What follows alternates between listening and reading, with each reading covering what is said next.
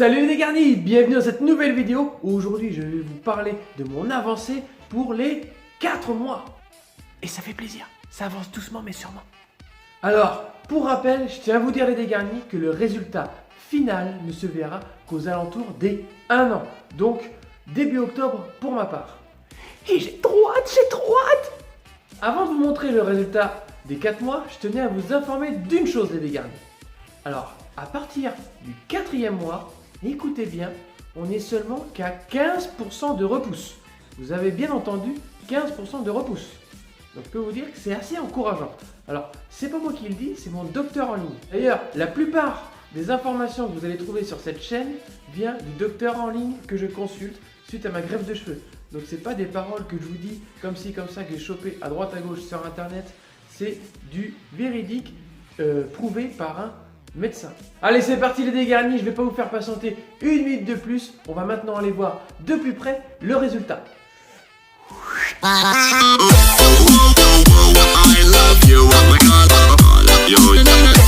Alors pour rappel, j'ai fait une greffe de cheveux de 4200 greffons que j'ai implanté au niveau des golfs. Donc les golfs, c'est les côtés qui sont ici et le cortex.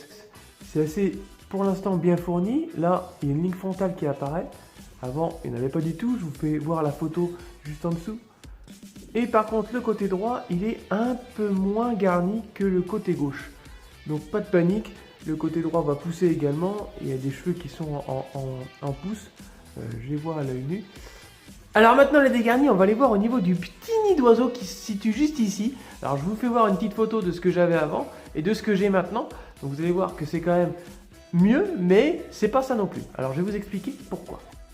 Alors voilà les dégarnis, le fameux petit nid d'oiseau à 4 mois. Donc comme vous pouvez le voir, c'est encore dégarni, mais c'est normal. Tout simplement parce que au niveau du cortex, cette zone est moins irriguée au niveau du flux sanguin. C'est-à-dire que du coup, le flux sanguin est beaucoup plus lent, ce qui fait que les greffons mettent plus de temps évidemment à pousser. Maintenant, on va passer à la zone donneuse. Alors pour ceux qui me suivent, comme vous le savez déjà, j'ai fait un shock loss au niveau de cette zone donneuse. Si vous ne savez pas ce qu'est un shock loss, je vous invite à aller dans les liens de la description pour voir la vidéo consacrée au shock loss. Alors c'est parti, allons voir cette zone donneuse. On voit que c'est quand même assez bien réparé, la densification est plutôt bonne, donc je suis assez satisfait. Par contre, quand on regarde ici, on voit que le côté droit est légèrement shock lossé si je puis dire. Donc il y a quelques petits trous qui apparaissent.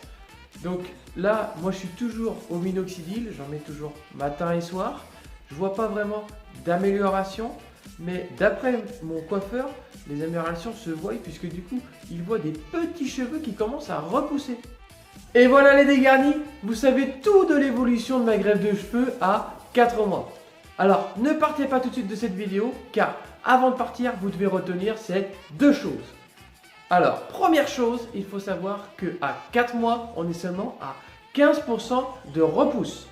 Ensuite, la deuxième chose à retenir, c'est qu'au niveau du cortex, ici, la circulation sanguine est plus lente, ce qui fait que les greffons vont mettre plus de temps à pousser. Et comme d'habitude les dégarnis, si vous avez aimé cette vidéo, n'hésitez pas à mettre un pouce bleu, à vous abonner si ce n'est pas déjà fait. Et moi, en attendant, j'ai plus qu'une chose à vous dire.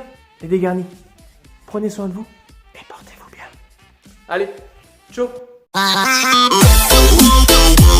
love you, oh my God, I love you.